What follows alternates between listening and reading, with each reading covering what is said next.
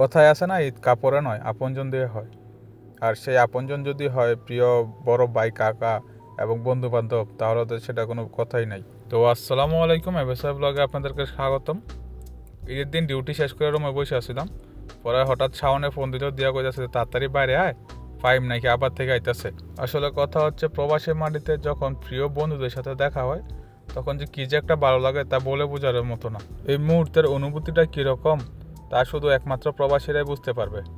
তো তারপরে আমরা সবাই একসাথে চলে গেলাম ক্রিকেট খেলার জন্য। সাইফুল ও ফাহিম এই দুজনে খুব ভালো ক্রিকেট খেলে, যে কারণে এখন দুজনের প্লেয়ার টানা লেগে দিছি।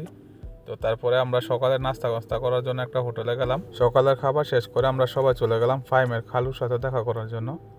তো ফাহিমের খালু আমাদেরকে ওনার একটা মাজরা আছে যেটা ঘুরে ঘুরে দেখাইতেছে। আসলে মাজরা বলতে আমরা বাংলা ভাষায় নার্সারি বলে, আর যেটা আরবিতে মাজরা বলে।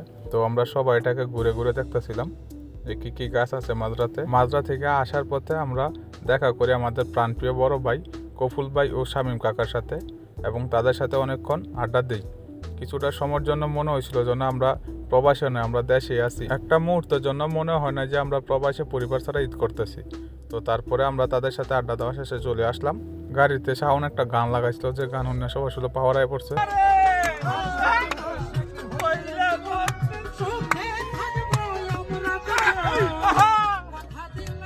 তো পরে ফাহিম কইতাছে রিয়াদ যেহেতু আছে আমি মেট্রো তুড়ি, কোনো সময় মেট্রো তুড়ি নাই, বাংলাদেশও আসছিলাম তখনও বাংলাদেশের মেট্রো তুড়ি নাই, তো আজকে রিয়াদের ডাই উঠি।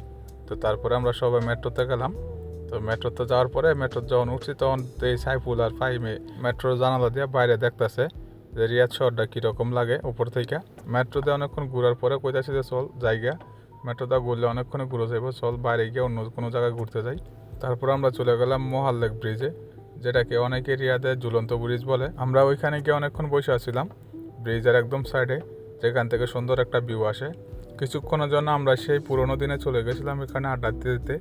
তো আজকের ভিডিওটা এই পর্যন্ত, আবার দেখাবো নতুন কোনো ভিডিওতে। আল্লাহ হাফেজ।